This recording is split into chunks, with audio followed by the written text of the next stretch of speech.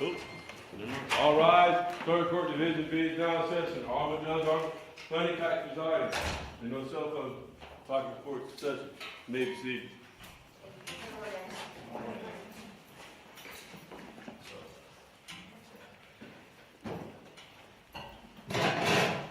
All right, good morning. If we could call up the Gardner.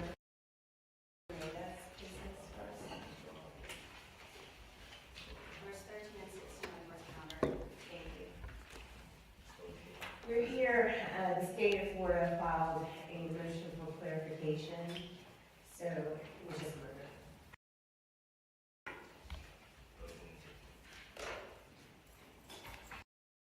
I've reviewed the state's motion for clarification, Ms. Rodney. Oh,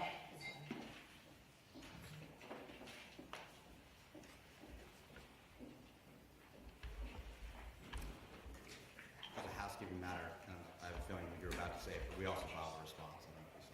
I did see that.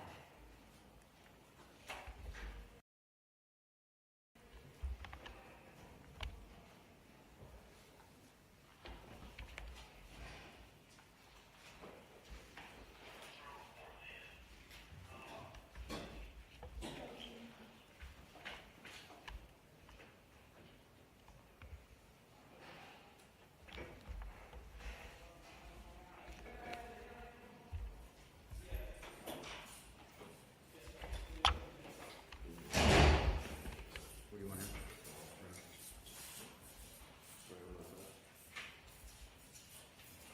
Can you just go ahead and have a seat? Or do you need to write by? No, he can't see. Okay.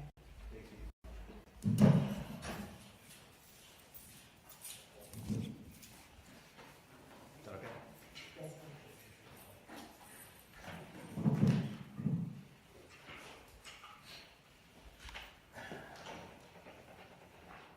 Do you want Ms. Gardner to sit too? Should we find a spot for her, or were you just trying to Sure. separate? If you could, she could go ahead and be seated. I really think you just talk to the lawyers.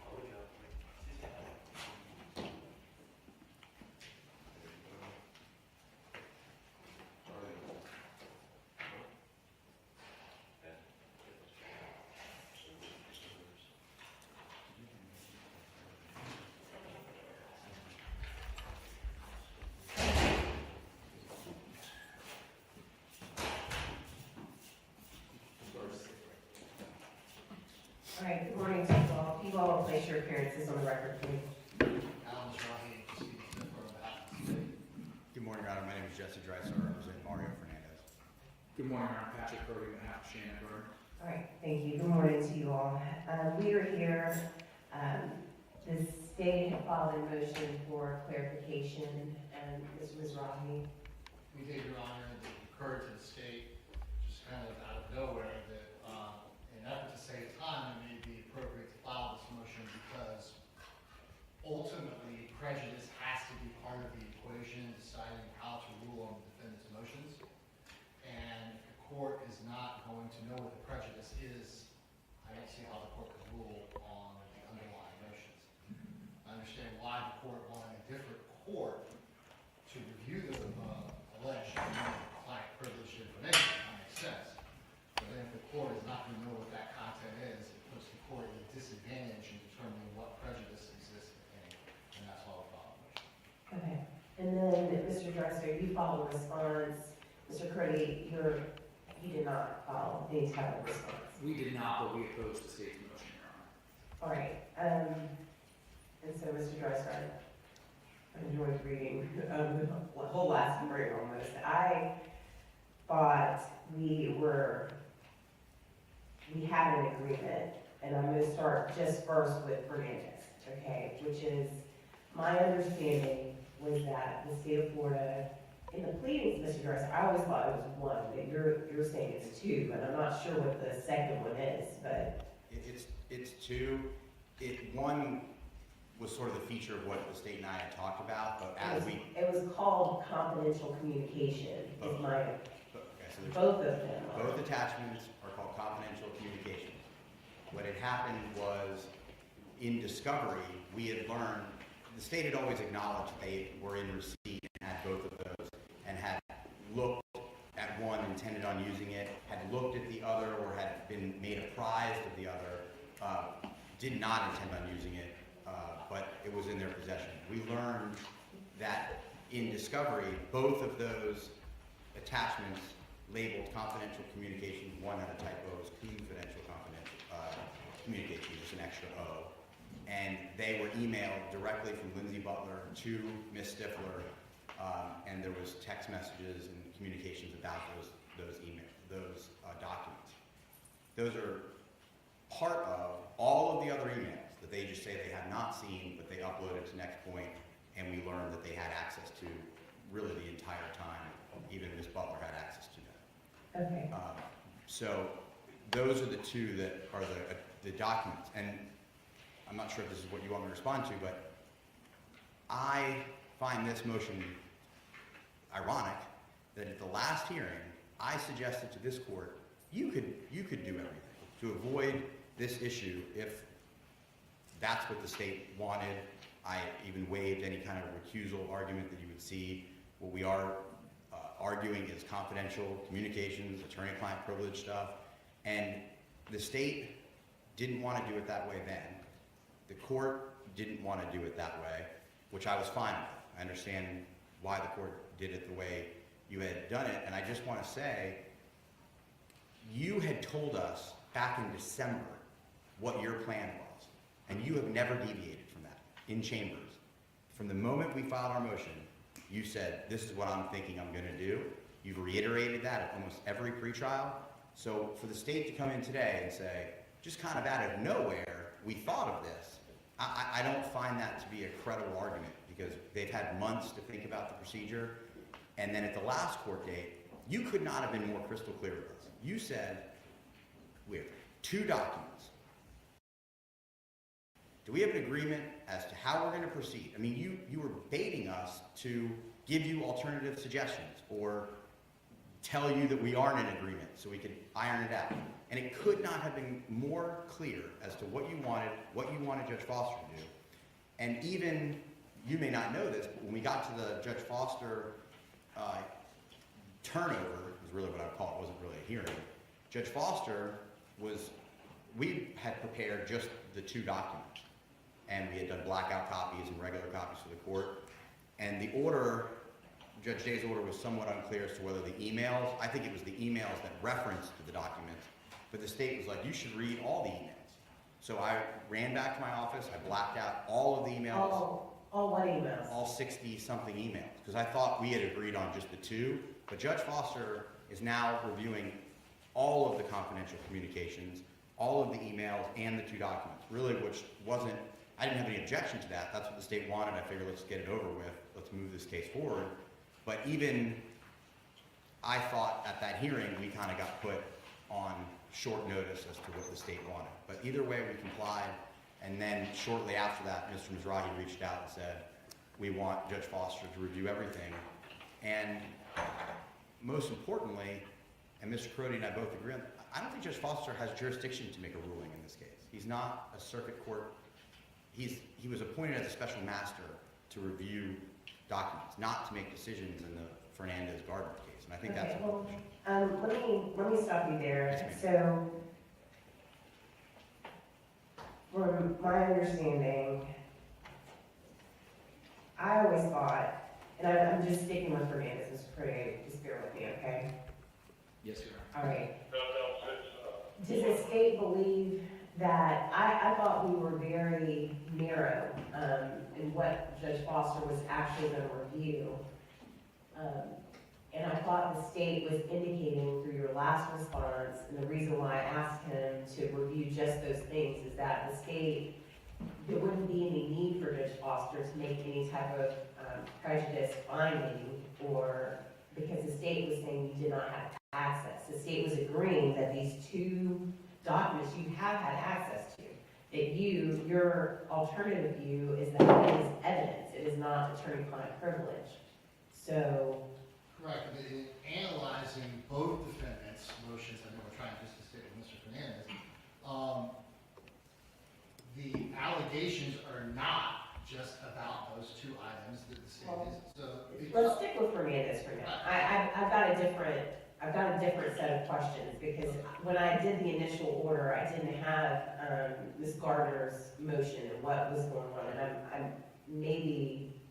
But even, I'm sorry, even asking Mr. Fernandez, the allegations are the improper handling of alleged attorney-client privilege, even if unseen by the state of Florida, rises to a level that the court should remove the state of the attorney's office from the case. That's in Fernandez's motion. So, the prejudice has to be part of that. And I just, Well, these documents, these two things labeled, I thought the state of Florida was saying, this is evidence. So, That's true. the case law is that, there has to be, if the state inadvertently gets information that is in fact attorney-client privilege, there has to be some type of mitigating scenario by the state of Florida, and that would be essentially the line. That is, the state of Florida didn't try to mitigate anything. So you were saying it's evidence, it's not attorney-client privilege, and the case law seems to flow from that would be very decisive in what decision would be made. And I don't know why Judge Foster would need to make that. If you were saying you had access to it, full access, and you're saying it's evidence, and Judge Foster says, let's say he rules hypothetically that it is attorney-client privilege, there isn't any need, because the state has already said, I've had it, it was evidence, and the case law is, like, for example, I can't remember the name of the case, but it was like jail calls, where the state had it, try to use it as evidence, and they were saying it's attorney-client privilege, therefore disqualification should flow, Okay. right? No, I agree that although case law may indicate as to those jail calls, I believe in this particular case with this particular facts, prejudice has to be part of it. Because even if these are potentially attorney-client privilege, the contents of what was looked at are not communications between a lawyer and a client, like a jail call would be. So I don't think that just because Judge Foster rules it's attorney-client privilege that the case law applies. I disagree. Because the content matters.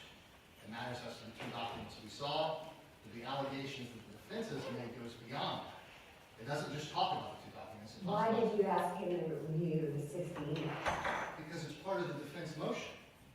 They have said that even though the state never saw these things, they should be dismissed from the case because they had access to it and put it on a cloud other people had access to. That's what But the motion state's says. defense always was that you never accessed it, Correct, right? correct. So So I think, why is he reviewing it? If no one accessed it, then Mr. Dreiser is saying that, he doesn't want anybody to review it, and that's what he made that very clear, like, and I wasn't under the impression that Judge Foster would be reviewing any of those things. I thought it was just gonna be the two. the reason why first of all, he thought he was reviewing it. And he's asked the parties and the state said, yes, we agree you should be reviewing that. We don't know what's in there. Okay, But it could be, because based on their motion saying that we uploaded it to a cloud, the entirety of those conversations could be, hi, let's schedule a meeting. okay, And then the court can make two findings. One, that the state never had access to it, never saw it. And two, even if they improperly uploaded it to a cloud, it is de minimis and non-prejudicial. So you're you're able to make rulings on multiple avenues, not just one that we just didn't see it. Because the motion allegations go beyond the seeing of those items, they go to actually the mishandling of the items, even if we didn't see it.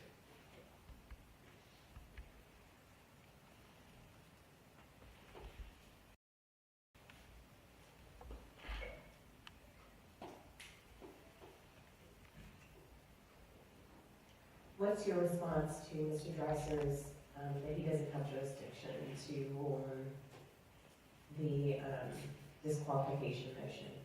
Well, I agree, that's why I filed the motion. I think that we need an order to give him that jurisdiction. Okay. Or, I mean, maybe I didn't realize this the first time, the state is fine with the court ruling on the ultimate motion, but you have to review everything. So, I mean, it doesn't matter to us what judge does it, but we think it should be the same judge. This is very different than like a civil case, when a court would normally review attorney-client privilege as a problem, because a civil court doesn't have any type of sentencing power. I potentially would have sentencing power in this case, and, you know, that's why. Well, we understand why, we obviously have no objection to that, and it makes perfect sense. If the defense is willing to waive it, I mean, we have no problem. Alright. The whole point of the state's motion is that it seems impossible for one court to rule on what the defense has filed without some knowledge, without full knowledge, not even some, full knowledge of what the contents of the communications were. Mr. Dreiser, do you have anything else to add? I would like to add that this is just yet another example of the state of Florida not following the procedures that are set forth either by agreement or court order in this case. This whole entire issue stems from an agreement that the state and I made at a pretrial hearing before my client was even arrested to make sure that our attorney-client privilege information would not be looked at. And then it got looked at. And access... I'm going to check this right now. I mean, this is not about the merits of the particular item. Okay. Do that. Not check. Well, I just, maybe I'm trying to get down to what will, I don't want to stay this case any longer than I have to. I want to get down to really the heart of what the dispute is so that we can move this case forward. And I tried very, very, very hard at the last hearing to narrow the issues for Judge Foster. When at the outset of this case, both sides were very clear there are terabytes and terabytes of information that are up in some cloud, and I did not want Judge Foster to look at terabytes and terabytes of information. I wanted him to look at the information that will help this court make a decision on the motions that were filed. So let me ask you this, Mr. Dreiser. What do you have to say? Like, I initially thought it was have you agreed to the 60 emails for Judge Foster to look at? I was put in a scenario where it did appear he thought he was supposed to be looking at them. I think what he was supposed to be looking at is the attachments with the corresponding emails to those attachments. But I figured he was a special master, not making the ultimate ruling, not going to share these with anybody else. So my client authorized me to give all of the emails unredacted to Judge Foster's review. And remember, and I'll move on from my historical gripe with this case, but I will say, many times up until now, they have suggested that the 67 emails that they've never seen, they're privileged. They're communications directly between me and my client and back and forth. And now, well, maybe they're not privileged. Maybe they're just scheduling. The state just keeps moving the goalposts, and they're saying, you need to review them to determine the weight of the prejudice. It's prejudice. They have my communications. Everyone had them. They were accessed, or they had access to them. That's not even in dispute. Ms. Butler had access to them. Everyone that was on Next Point had access to them. They were all on Next Point. And then it's just the two documents that they claim they have. I don't think, once you review Judge Foster's order, which perhaps we should hold this ruling until, I'm not exactly sure what it's gonna look like. I assume it's going to be a privilege law. It's gonna say this date, this time, this email, privileged. This date, this time, email, privileged, not privileged, whatever he finds. And then, at that point, it may be very obvious to you whether you can or can't make the determinations in this ruling. I see no reason with that information alone that you would not be able to make a ruling. What I was really looking for and hopeful is that Judge Foster would review. He would determine if it's privileged, not privileged. Then I would be able to look at the metadata. That is, whether the state of Florida accessed certain files, whether the state of Florida, anyone accessed those files. If the state of Florida didn't, prejudice to me doesn't really matter all that much, but you're saying it does. Well, I agree, it doesn't matter as much. That's totally clear. If we didn't see it, obviously prejudice doesn't matter as much. When we go to the defense motions, it does. Because they're alleging it doesn't matter if they saw it or not. Their motions say. You're just saying this one, that it got uploaded. Correct, because we uploaded it to the cloud.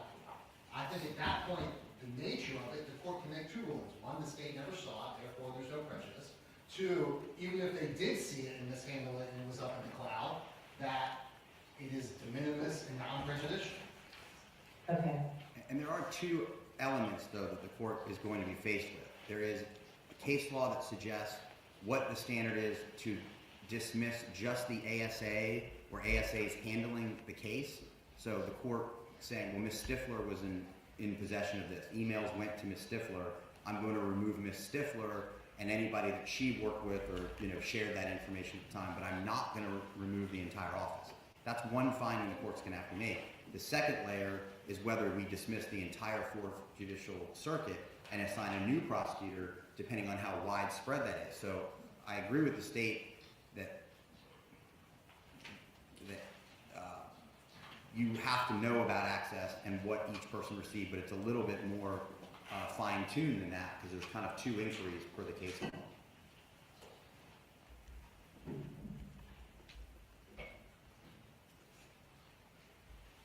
Okay. Thank you. Let me talk to you, Mr. Crody. On the Gardner case, I had a different set of questions. Yes, When I reviewed and then amended the request for the special master to review, to me, your motion exposed more. The way I remember it is that there were devices. There was a Google Cloud, there's an iCloud, there were Google devices, there are iPhones that were then search warrants were served on that, not given to the taint, team. And then there was an email from one of the officers to Ms. Stifler, I believe, asking whether this was like attorney-client privilege. Is that correct? There were multiple communications with Ms. Stifler about whether or not things were attorney-client privilege. And my understanding is that what was served on the search warrant was then uploaded to some cloud, okay, and then that information was divided out among law enforcement, not the taint team, not the taint agent, I should say, and they were going to go through it. So Is that what? So a little bit different. So you have next point over here, which was the first issue brought to the court's attention, where what I would call the unredacted or the information that had not gone through the taint team was uploaded and accessible. Separately, in February of 2023, after the agreement to use a taint team was agreed upon by all parties, the state went out and executed search warrants on Google and Apple for cloud data associated with the accounts that were linked to those devices. Those returns were then given to law enforcement, who began reviewing them without any involvement of the taint agent. And the one that, well, we know that they were both reviewed. The one that we find to be most egregious is they took her text messages, her iCloud text messages, so her iMessages that come in the form of an Excel spreadsheet, and the law enforcement team emailed them around, divided them up, and said, start reviewing. How many emails was this? How many text messages? Yeah, text messages or whatever this is. Hundreds of thousands. Okay, and you're claiming that would be attorney-client privilege, There- or just some of them?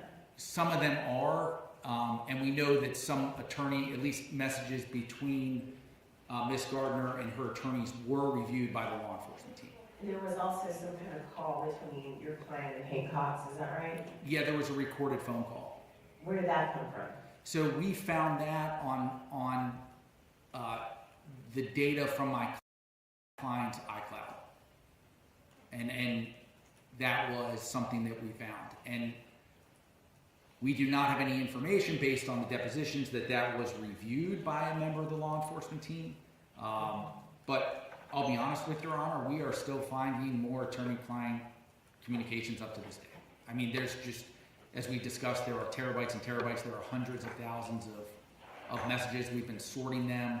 Not all of them can be clearly identified by phone numbers and things of that What nature. did you give Judge Foster? We gave Judge Foster that call, some text messages and some emails that we were identified between Ms. Gardner and her attorneys.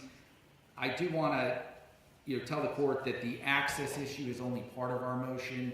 The gravamen of our motion is what we characterize in our motion as substantial misconduct, and that would be the actions by the prosecution team, and we believe that includes the state attorney's office, it includes the ATF, it includes the Jacksonville Beach Police Department, that there was this agreement, and then they all willfully and intentionally sort of disregard it and start going through materials that they knew were carbon copies of the phones that they were told they were not allowed to touch.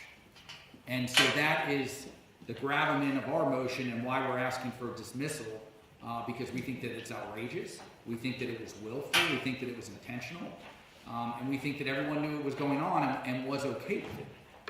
And that's not right. I mean, the attorney-client privilege is one of the most sacred privileges in the court, and you can't just do an end around of an agreement to remove attorney-client communications from data.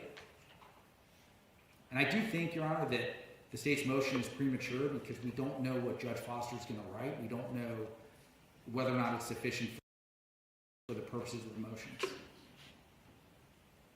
My problem is I don't know.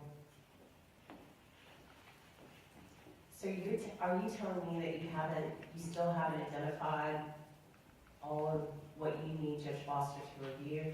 No, Your Honor, because I accept the state attorney's position that they did not review any of the attorney-client communications that were uploaded to Next Point. At least the prosecutors. I accept their word to the court.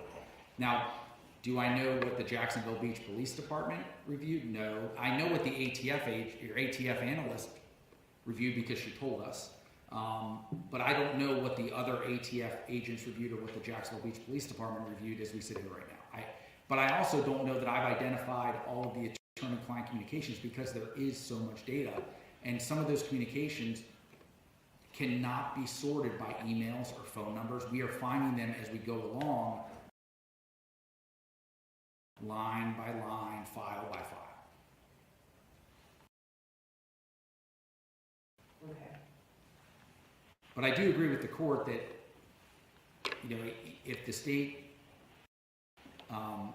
did not access them, then, that's a different issue. That prejudice may not be important for that.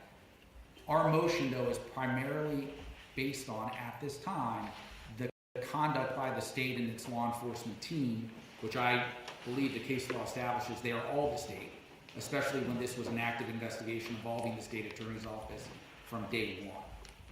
And so the state, what I believe in the prior hearings has tried to do is say, well, that's them, we're not responsible for what the police do, we're separate from them, and I don't think that's what the case law says, and actually I think the facts of this case will show that they were actively involved at every step and aware that law enforcement was going out and getting the iCloud and going out and getting the Google return.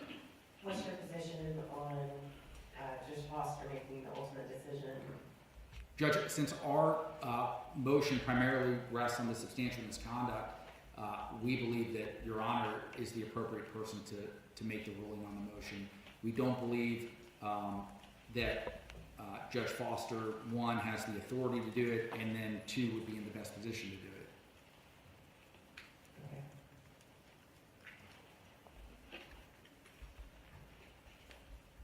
Is there anything you want to add, Mr. Mizrahi? I'm not going to respond to the entire argument that was made with regard to the ultimate decision in this case, which is what I mostly heard there, other than to say that's exactly why the court would be in an impossible position to rule. Is because of everything you just said. And so I thought, begging for supporting our argument, our position, that the court has to have the knowledge of what the defense is claiming was misconduct before making the decision the remedies that they've asked for. We have lots of responses to the arguments. Judge, I don't think I said anything about necessarily the content of any of these communications being, at least at this time, being known to the court in order for the court to rule. We're focused more on the state's actions than the content of any specific communication. And I don't believe the case law supports that the court needs that information to find substantial misconduct. Do you have an idea of what Judge Foster needs to review related to the Gardner case? I believe he has everything. According to the defense, we don't have the information. Well, I mean, so the search warrants that were served on the Google, what's it called, Google? They're served on Google Inc. for. Google Inc. and then the iCloud. Does Judge Foster have that from the state's perspective? He has what the defense submitted to them as potential attorney-client privilege. That's what they represented to me. And you're saying you haven't submitted everything? Because I'm- you're still finding it? I'm saying there are still things that we are finding as of a week ago, but again, we've not gone back to Judge Foster and submitted them because they are not the center of our case. Just like Mr. Dreiser was talking about those 60-something emails,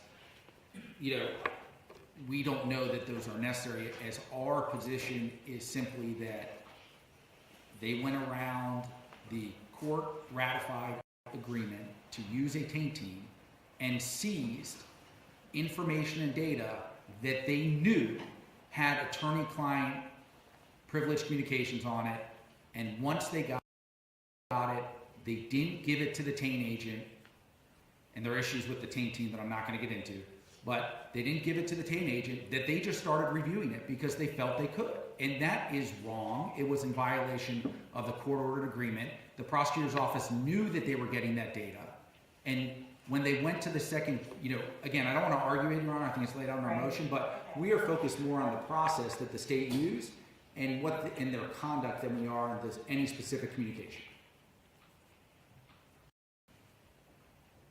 And unlike Mr. Fernandez, the state has not told us that they have anything that they intend to use against Ms. Gardner that they should not have gotten their hands on. I think in Mr. Fernandez's case, I think the fact that they were going to use it as evidence is de facto prejudice because they've admitted that it's probative. They don't have anything in our case that they've said they've gotten their hands on that they're going to use. So we're in a little bit different posture. Okay. All right, I'm going to wrap this up, and I'm going to take it under advisement and issue an order, okay? Yes, Your Honor.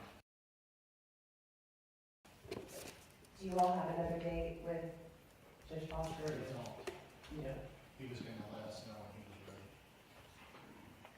I thought, reading tea leaves, it was like an April 8th date, and I think he's probably using that as a barometer, from what I can gather what he said. I gave that just so that these cases don't fall off. I'll just keep it on the April 8th date, and I'll issue an order on the state's motion to clarify, okay? Yes, Your All Honor. right, thank you all very much.